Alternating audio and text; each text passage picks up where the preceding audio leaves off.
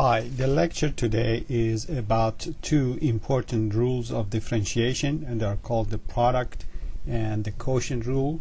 So let's start with that. The product rule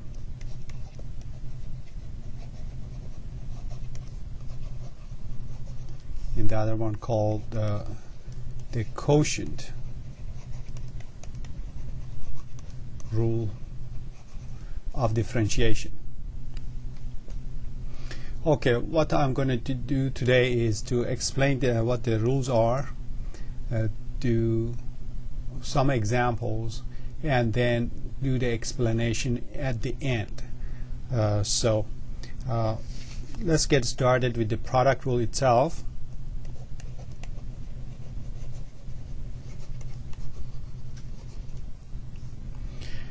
Question is, if I have one function, call it f of x, and I have some other function, let's call it g of x, and I want to multiply them, and after multiplication of the two I want to differentiate the result of multiplication, what would I get? Particularly, how is that related to the functions themselves and to their derivatives?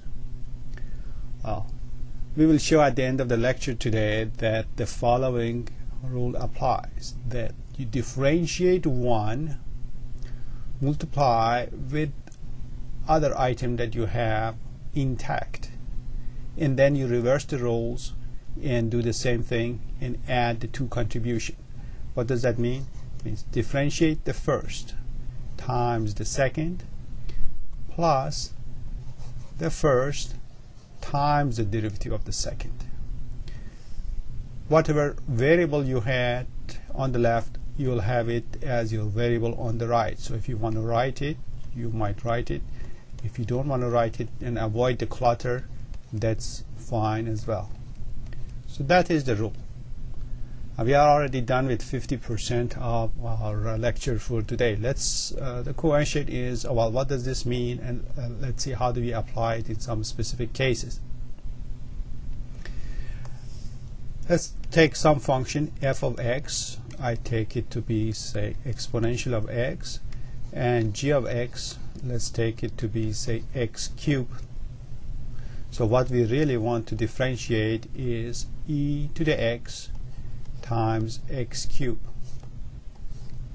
Let's remind ourselves, if we know what the derivative of these functions are individually. What's the derivative of exponential of x? That one, you know, that was the easiest differentiation formula. The derivative is just the function itself. And g prime, the derivative of g prime, excuse me, the derivative of g is 3x squared. Now, what is the derivative of the product? Following this, we'll have the derivative of the first times the second plus the first times the derivative of the second.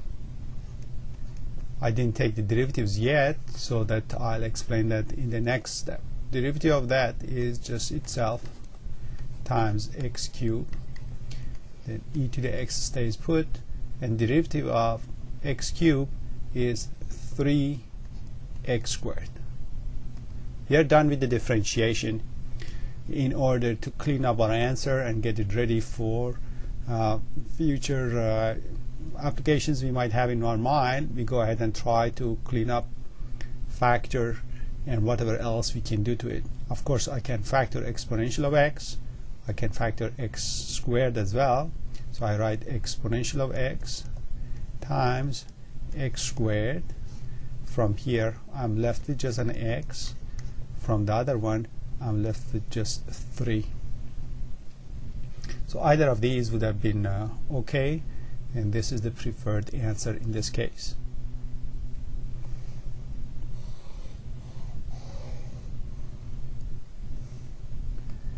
Let's go ahead and take a look at some other exercises. Suppose I have a function given to me, let's say h of x, as x cubed plus x squared minus x plus 1 times radical x plus, say, x. I just made up this function. It's a very nasty looking function with all sorts of strange looking pieces to it. It's not particularly very meaningful. All we have in mind is to practice rule of differentiation here. Of course, you have two options. One is to sit down and patiently multiply this thing all out, get all the pieces, and then differentiate it after you get there.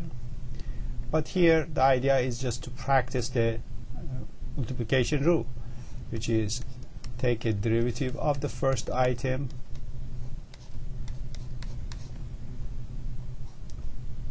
let's indicate what we want to do, then we are going to do that later on. The second piece of this will be take a derivative of the second function and multiply it with the first. So I'm going to write it right now in that fashion. So the derivative of the first is 3x squared plus 2x minus 1. Second item staying put. Here the first item stays as it was, and the second one, well, differentiating this, you go back to what you have learned in the previous section. Perhaps you go ahead and write radical x as x to the power of 1/2 and apply the power rule to it. Hopefully by now you have memorized the answer for this particular function. Derivative of radical x was 1/2 radical x. Okay, gradually we need to memorize derivative of various type of basic functions so that our differentiation will be fast. And derivative of x is going to be 1. So here is our derivative. In this particular example, since I just pulled this out of my head, we might as well just stop here. You're not going to get anything very nice by multiplying it out and adding it up. So we might just give up at this moment and just move on to something perhaps a little bit more interesting looking. So you might see exercises like that among your exercises. They're just meant to drill you on the product rule and not to be taken too seriously, in the sense that you don't want to go ahead and do all the work that is implied here. It's quite different from what you saw here. This is a very nice looking function. It lends itself to a variety of analysis, nice graphing, and so on. Pieces fit together quite meaningfully, as opposed to this one that was just made up. So be aware of that. Sometimes it's a judgment call. What is it that you clean up and what is it that you just leave it out there? And you have to be careful on that on the exams as well. Okay, what else is it that we can say about the product rule? Well, we just mentioned that if you have f times g and you want to differentiate, let me write it in the very abbreviated form. I removed as much of the clutter as I can. That was the product rule. Now I want to make a special case for this. A special case would be when f and g are both of them the same function. So it's one function times itself, and you want to differentiate it. Let's just go ahead and replace g with f everywhere on the right hand side. So it is f prime times f plus f times f prime. Is that right? Well, if you look at this, you see this is same as that. It's just written in the opposite order. So this is really 2f f prime. How about the left hand side? How would you write f times f? Well, you really write it as f squared. Is that right? Prime.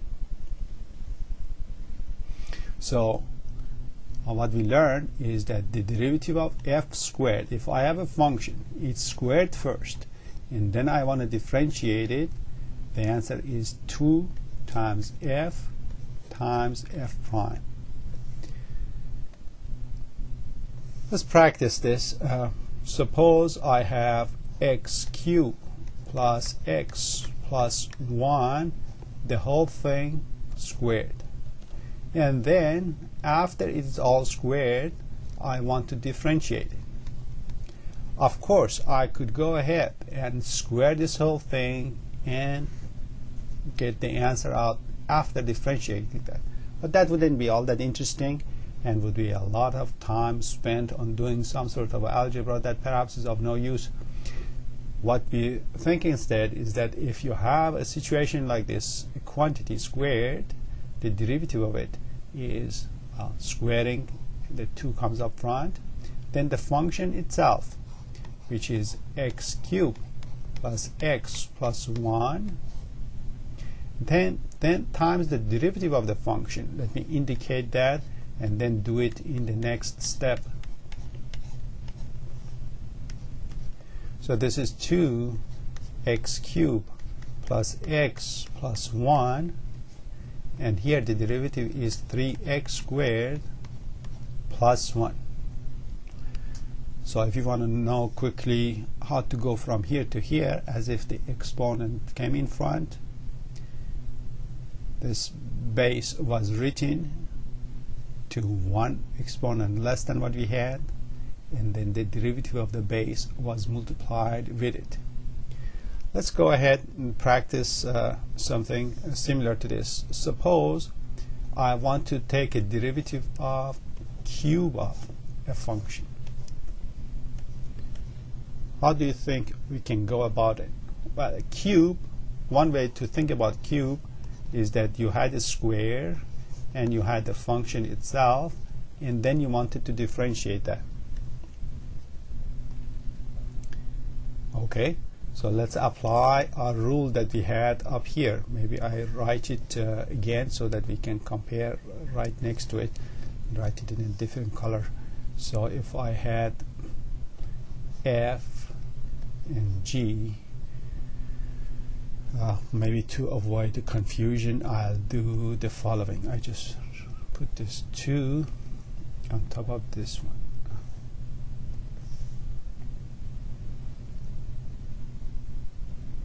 So what did I want to do? Just to remind you what the product rule was. Let me try again. Product rule was, if you have f times g, derivative of the first times the second plus the first times the derivative of the second. Now we are applying that in this context where my f is just f and my g is square of f. Why did I choose that? Because my intention was to figure out how to handle cube of a function. Okay, what does this rule say? I strongly recommend that you just stop this video and go and work this problem and come back and tell me what the final answer is going to be in that shape. Compare it against what you have right now and see if you can detect a general pattern. General pattern means, can you guess what the answer is going to be for any power here? Okay, so I trust that you stop this thing and stop listening to me now and then come back. So derivative of the first times the second plus the first, this is our first, times the derivative of the second. f2, derivative of the second has to be taken. So I go ahead to put this thing aside. That is equal to f prime f squared plus, this is f. What was derivative of f squared? Do you remember? Derivative of f squared, 2 times the function times the derivative of the function. 2 times the function times the derivative of the function. Well, if you look at it, you see that you can simplify this. This is f prime f squared. This is 2. F times f is f squared times f prime. Now you look at it again. This is same as that. F prime f squared and f squared f prime, they are the same. I have 1 here and 2 here, so I make 3. Let me write it in this fashion, putting f prime all the way at the end. So let's paraphrase.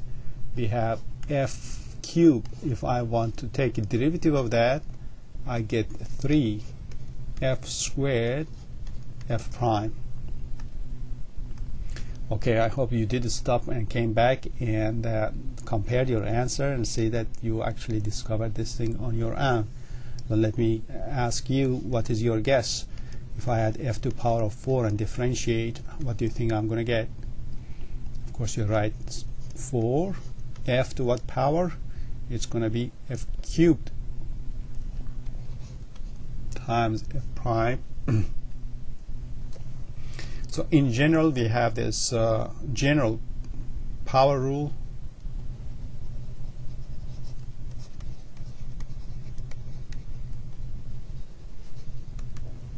It says that if you have f to some exponent n and you want to differentiate that, the answer is n times f to the power of n minus 1 times f prime. Let's go ahead quickly practice this thing and come back. Suppose I want to differentiate x squared plus x plus 1 to the power of 100. Since we have power, we might as well use a big one. So I want to differentiate that. It is of course going to be suicidal if you want to take this thing and really raise it to the power of 100 and then go about it that way.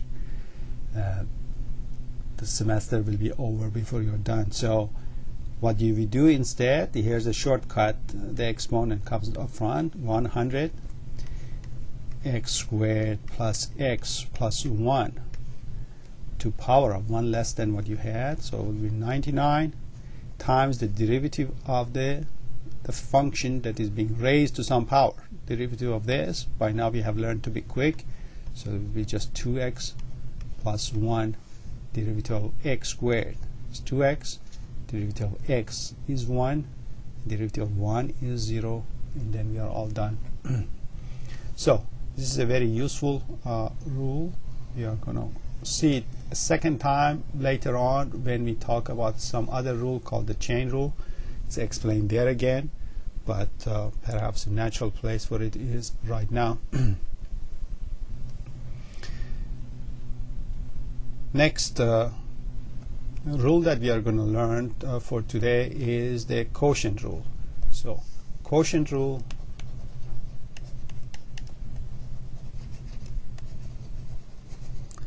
quotient refers to a ratio of two numbers. Here, ratio of two functions. If I have one function divided by some other function and I want to take the derivative of that. Well, again, at the end of lecture today, I'm going to go ahead and explain where does this rule come from, but I'm putting more mechanical stuff up front and deeper explanations later on so that everybody gets what they desire. So here, the first rule, the quotient rule says start with the numerator, differentiate that, multiply by the denominator, and then from that subtract the numerator times the derivative of the denominator, and the whole thing will be divided with the square of the denominator. So far this is going to be the most complicated rule you have seen for the quotient rule. It is somewhat complicated compared to the product rule. Is 1 degree harder to handle this. You have to be careful because of this subtraction. If you get the order wrong, then your answer is going to be off by a factor of -1. So remember, you start with differentiating numerator times the denominator, and then the second item is reverse of that and subtract it. Let's go ahead and do some examples and see how does this go.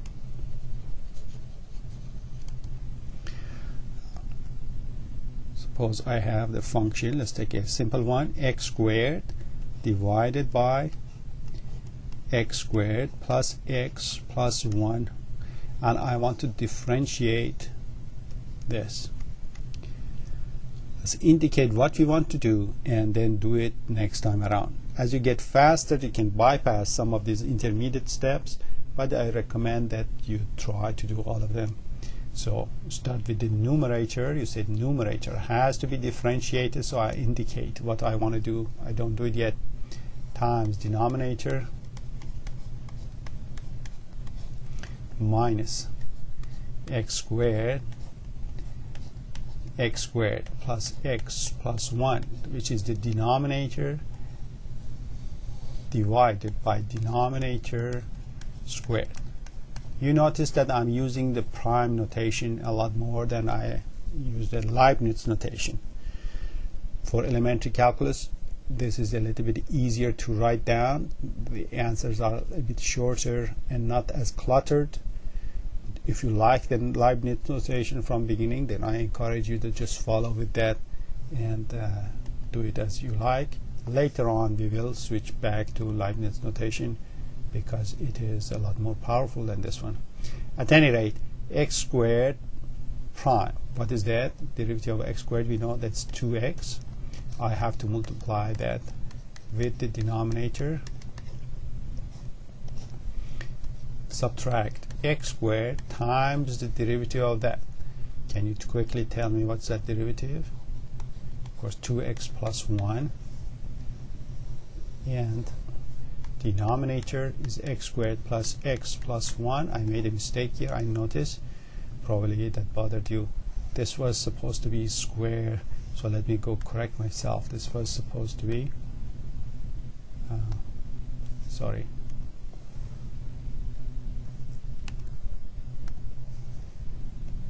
here's my correction. That's supposed to be 2, so let's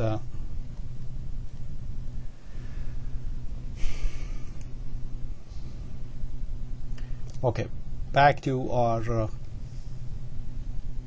standard algebra. Multiplying this through, this is going to give me 2x cubed plus 2x squared plus 2x, and then minus 2x cubed minus x squared. Here I'm multiplying this one, and then denominator. Never have any desire to actually square the denominator. Nothing is gained by that, so you typically just carry the denominator like a dead weight, but there isn't anything to do with it once we are done with the differentiation. In the numerator, you notice that this cancels with that one. 2x squared minus x squared gives me just x squared plus 2x, and denominator is x squared plus x plus 1 squared. That's our answer.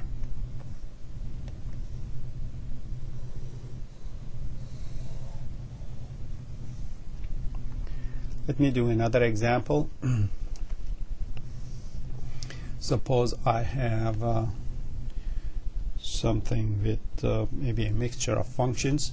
Say I have e to the x divided by x cubed plus 1, and I want to differentiate that. Quotient rule says take the numerator, differentiate that, multiply by the denominator, and then take the numerator as it is, multiply with the derivative of denominator, and divide by the square of the denominator. So we are done with the first stage. Next stage, we actually carry out this differentiation. So differentiation is kind of like peeling an onion. You take the onion, you remove the first layer, and then next layer you still handling removal of another layer. So in more complicated problems in differentiation, you go through one round, you still have differentiation to do. Perhaps you go through the differentiation of them, and then there are going to be even more smaller differentiations to do. So that's the nature of the thing. At every layer you get more terms and smaller expressions that you have to differentiate. It is a standard process in this area. So exponential of x, derivative of that we have seen, it's just itself, times x cubed plus 1. Second portion, exponential of x, I don't need the parentheses for that. Derivative of that expression simply turns out to be 3x squared over x cubed plus 1 squared. All that can be done here is to factor exponential of x. Then we'll have x cubed minus 3x squared plus 1 over x cubed plus 1 squared. That's our final answer. As a general rule, let me say something here. If you have a function that at the very beginning has a factor of exponential of x, if you differentiate it at the end, it's going to have a factor of exponential of x. Yeah, remember, if it is a factor there, not that it is added to anything, if it is factored, then it's a factor at the end, and you're expected to show that. That is, you're expected to factor these exponentials and clean up. Okay, that is another example we had here. As numerator and denominator become more complicated, your problem will become harder to handle. You will see examples of this in some of your exercises. I hope you do them, and if you have questions, you bring it up. Let me see if I can pose a challenge to you, and you do it while you're watching this video. Can you come up with a formula for me for differentiating power of some function? Let me restart myself.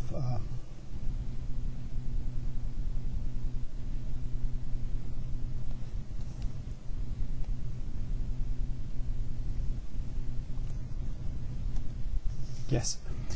Suppose I have power of one function times the power of some other function, some different power of another function, and I'm asking you to differentiate this product. Come up with a clean-cut formula on the right-hand side of this. Do all the factorization that you can do, and come back and compare your answer with what we have. Okay, so you have to use the formula for this power and a formula for derivative of a multiplication. Okay, what do? So I hope you went and tried it yourself, and you're coming back and saying if your answer agrees with what I'm going to produce here. Let me write it in this fashion. This is f to the n, g to power of m. These are two components. Let's make it clear that this is an item by itself, and this is another item. They are multiplied, and we are differentiating the result of that multiplication. Well, how do we write this? Product rule tells me differentiate the first one. What's the derivative of f to power of n? You remember that? Let me write it down first.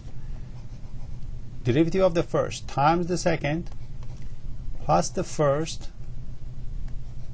times the derivative of the second.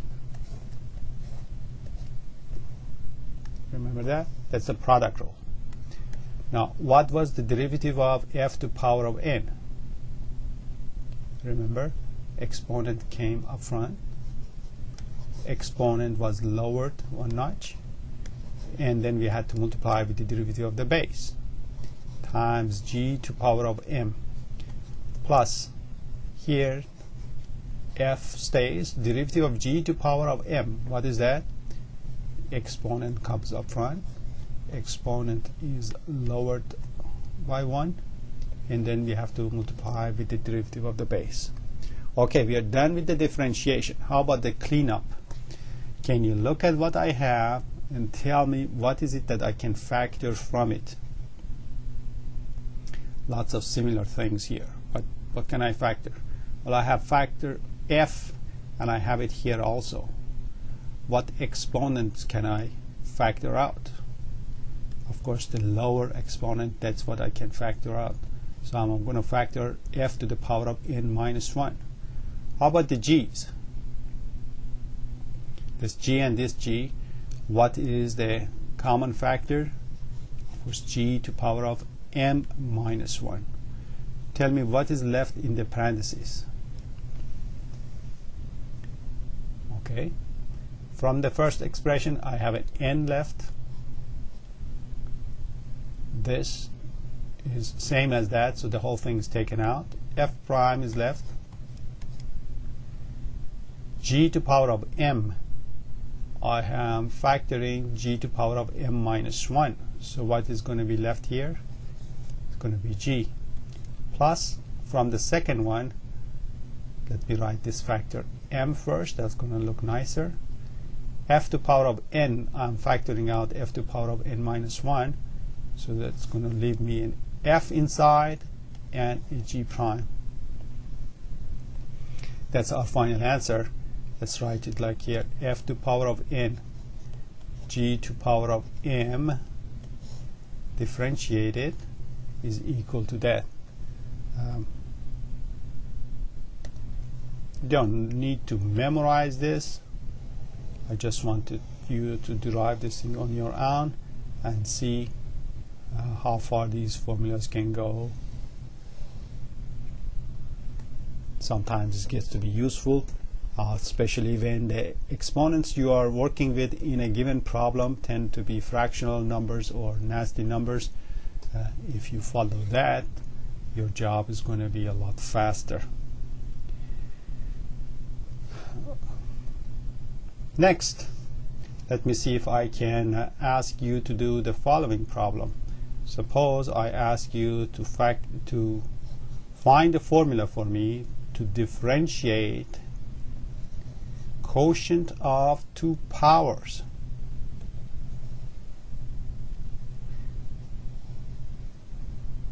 You think you can take 5 minutes off of this video, try this thing, do all the steps, come back, clean it up just the way I cleaned up this one, and then tell me what is the formula on the right hand side. Okay, so I wait until you go and come back.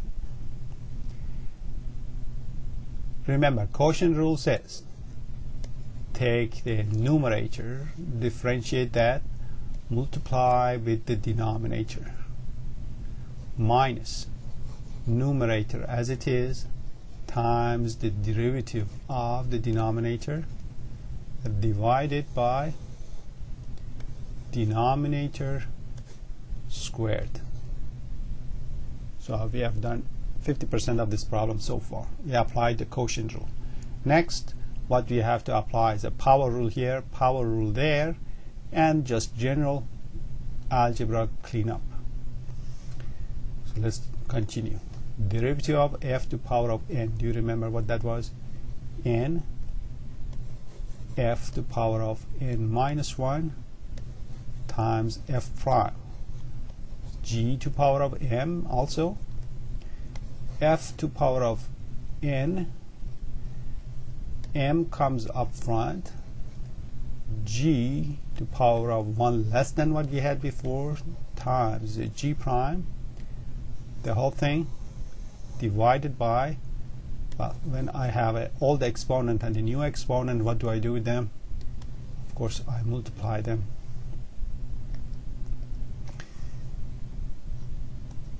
Now, what can I factor from the numerator? Of course, out of these f's, I can factor the lower exponent, so I factor f to power of n minus 1. From these g's, I factor this smaller one, also m minus 1. What am I left with? N f prime. I factored g to power of m minus 1. This is g to power of m. So I'm left with 1g minus here. Let me write the m up front. F to power of n. I'm factoring n minus 1. That is just going to leave me one single f. And what else? What's the other item left? The g is totally taken out. G prime is the only item left here. And in the denominator, I have g to power of 2m. Just one single step left to the final conclusion. Here I have g to power of m minus 1. Here I have g to power of 2m. If I simplify it, what do I get? First I have f to power of n minus 1. When I simplify these g's, what am I left with? G to power of, this is 2m minus that. Did you figure that out? 2m minus m minus 1 makes m plus 1.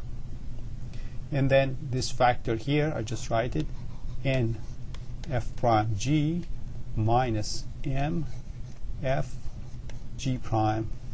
So that was a challenging problem. If you have power of something divided by some power of something else, and you want to differentiate that nasty quotient, what you have is this formula on the right hand side. So formulas are piling up on top of each other, and this one perhaps most complicated you have seen so far. Again, I'm not insisting that you memorize this, but just to get the flavor of it and be able to reproduce the same thing if you came across problems of this nature. And you are going to see some of them in the exercises of the next section. Actually, it's a good formula to keep in the back of your mind and be able to follow the same process if you have to.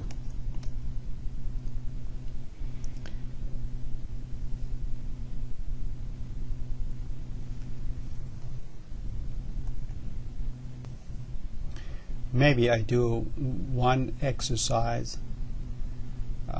based on this formula so that it wouldn't look like just too theoretical. Here's an example. Suppose I have 2x minus, say, 3 raised to power of 5 divided by 3x plus 2 raised to power of 8. The question is, what is the derivative of this whole thing? Let me emphasize again, you can sit down and do that from scratch based on all the other rules you know, but I just want to show you how fast this formula is going to produce the answer.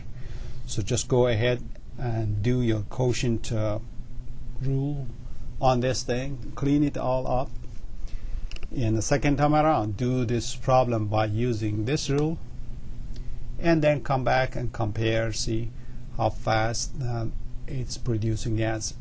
Let's understand what is involved here. This is telling us decrease the exponent of numerator one notch and increase that one notch. So let's go ahead and do that. 2x minus 3. Instead of 5, I write 4, and 3x plus 2, instead of 8, I write 9. So down with the numerator, up with the denominator, if you wish. If you like slogans. Next, exponent of the numerator is going to be 5 times the derivative of, let me write that out simplify. Next step, 2x minus 3 prime times 3x plus 2 minus exponent of denominator, that's 8, numerator as it is, 2x minus 3 times the derivative of the base of denominator, 3x plus 2 prime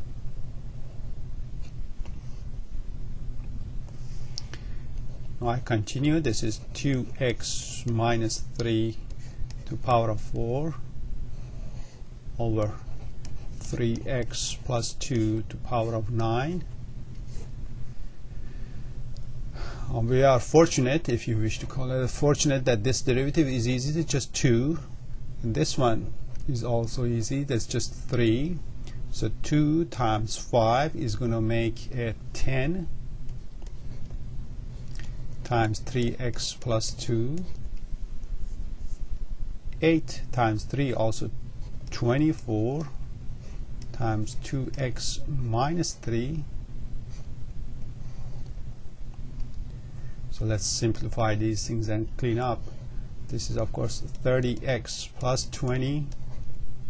This is minus 48x plus 72, I guess. So our final answer is 2x minus 3 to the power of 4. 30 minus 48 is minus 18x. 20 plus 72 is plus 92. Denominator is 3x plus 2 to power of 9. One of the type of exercises that drills you on all sort of differentiation rules. Once again, go ahead and differentiate this by using quotient rule. Second time around, by this generalized quotient rule. Let's give it a name. Power quotient, maybe we should call it power quotient rule. It's not in your text, but perhaps you can find it in one of the exercises somewhere. Okay, so we talked enough about the mechanics of this thing. Perhaps we'll do more exercises with radicals and such in class. Well, now let me go ahead and explain where do these rules come from. So we are like trying now to look under the hood and see where do these concepts coming from. Hopefully by now we have some appreciation for the mechanics of it and some curiosity for the origin of it. So I'm not going to give the full so-called rigorous mathematical proof, but just an indication of what is involved in it. So this is just an explanation.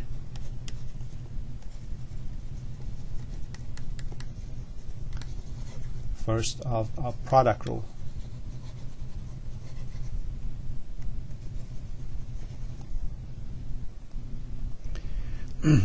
To explain this rule, let me take you through some hypothetical case.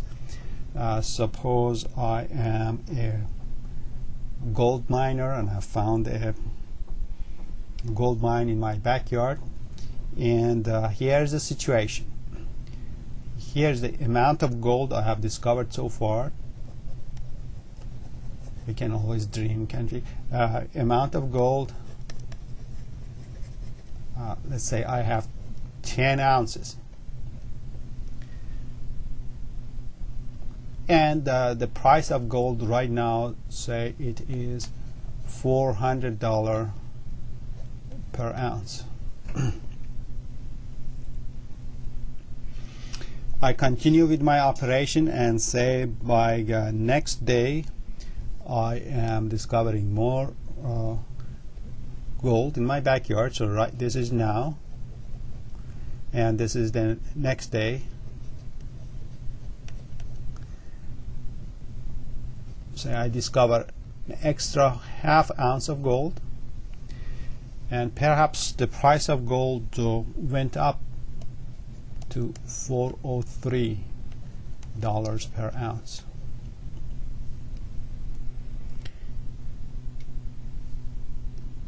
Well, I'm going to have a net worth for my property, and I want to know from day to day how much has it changed. So net worth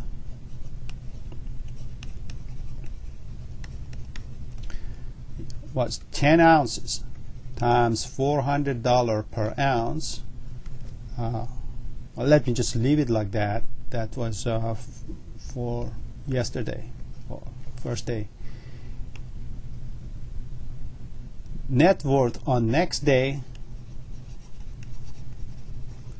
is, of course, now I have 10.5 ounces, and it is at a higher price, $403 per ounce. What is the change in net worth?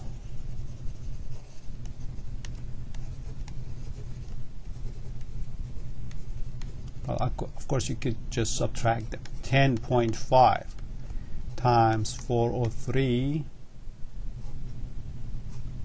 minus 10 times 400. Whatever that number is, that's your net change from one day to another day. But we want to investigate this change. It is caused by two factors. One is that the amount of gold I have gone up. Another one is that the price of gold went up. So there are two different influences on my net worth. I want to isolate each of these changes and see how is that affecting the whole picture. One way to see this is to draw a picture. I go ahead and draw a picture here. As you might suspect, it's going to connect to our Cartesian coordinate system. On the horizontal axis, maybe I'm going to write the amount of gold, so is how many ounces I have here. And on the vertical axis, I'm going to write the price of gold. Well, that's going to be in dollars per ounce. And here's the picture. Suppose I have 10 ounces. So this is 10 ounce. And here's the today's price, $400. And my net worth is going to be what? Right now is 10 times 400. So my net worth is equal to the area of this rectangle. The $4,000 I'm worth today is equal to 10 times 400. It's just the area of this thing. Next day, I have discovered more gold. So now I am at 10.5 ounce. And the price also went up. Let's say this is 403. So next day I am worth as much as inside this black rectangle.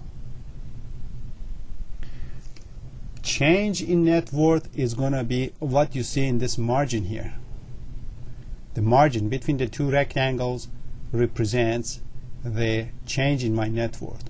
So the first, it was this 4,000 represented by this blue rectangle, and then 403 times 1005, whatever that is, represented by inside of this black rectangle. The difference now, I can split it into three pieces. Here's a piece number one, call it the green color here. Here's a piece number two, is there in red color, and this one, say, what color is that? Yes, orange color. Okay. How would you represent this red color region? What's the area of it? Remember, the area is same as change in our net worth. How would you calculate the area of this rectangle? You see you say this side of it is 10, so write 10. The height of it is 3. So that's an extra $30 increase in my net worth because of what? Because the price of gold went up. $3 per ounce increase in the prices led into a $30 increase in my net worth. How about this green region? This green region, what's the area of it? Well, the height of it is 400, the old price. Then I discovered half an ounce of gold in my backyard, so it was $400 times extra half ounce, so that's going to be $200 extra I'm worth because I discovered this half an ounce of gold. And there is some tiny increase in my net worth coming from here. That tiny increase is because I have half an ounce extra gold, which is worth an extra $3.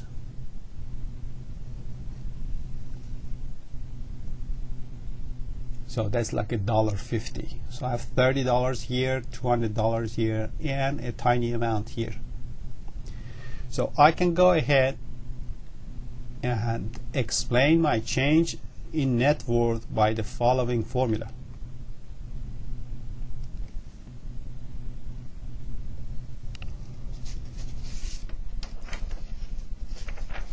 So let's analyze the change in net worth.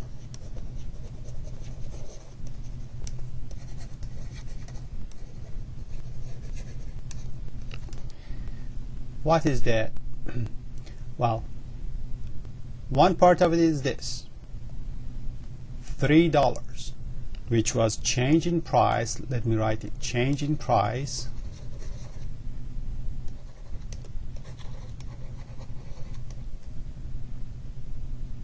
times 3 was change in price, 10 was the original quantity that I had. Let me just write it briefly as quantity, plus the other one. Well, the other one is the price of gold. That's the price times, and what was 0.5? 0.5 was the change in the quantity. I went from 10 ounces of gold to 10.5. Change in quantity. And then I had a bit extra. I claim that this is really our differentiation formula, but it's written out in words. If you want to take a derivative of a product, what's the product? Product is quantity times price. Quantity times price. That's your net worth. Derivative of that is a derivative of the first, so change in price, times the second item, which was quantity, plus the first item, price, times derivative of the second item, which is change in the quantity. What is this doing here? Well, remember, in all those limit operation, limit definition, we had an extra piece that would go to 0 as we shrink the size of the change itself. Well, this quantity, this extra bit that you see here, is representative of that all tidbits that are left at the end of a limit operation, where they all go to 0 at the limit. So the reasoning behind the product rule is very similar to this. It has to be written out in mathematical notation, and you can read that in the text and be familiarized with a professional way of, or mathematician's way of explaining the same topic. But the concept is exactly as I explained it here. Now I want to go ahead and briefly spend a minute or two to explain the quotient rule. So here's the explanation of quotient rule.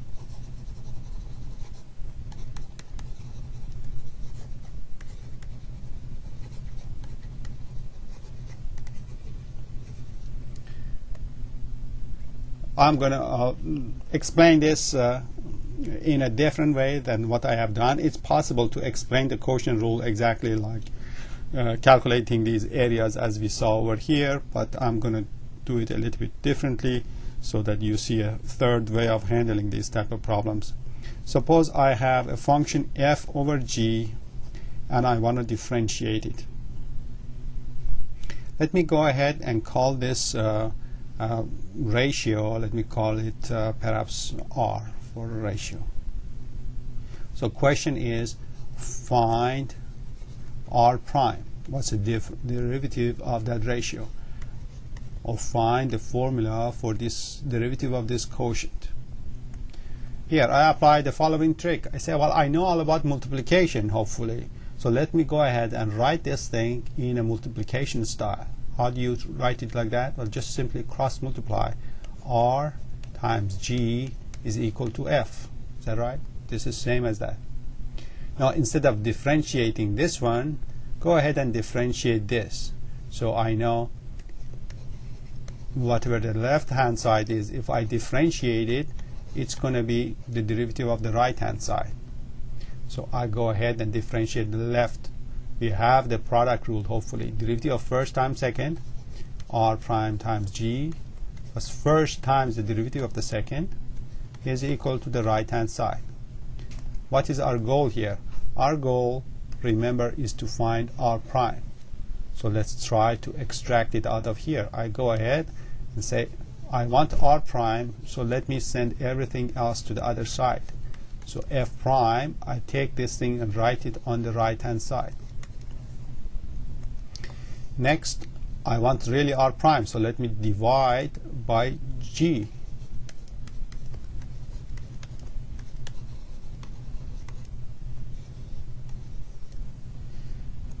Now I want my formula to be purely in terms of f and g. So on the right hand side, here's as I like it.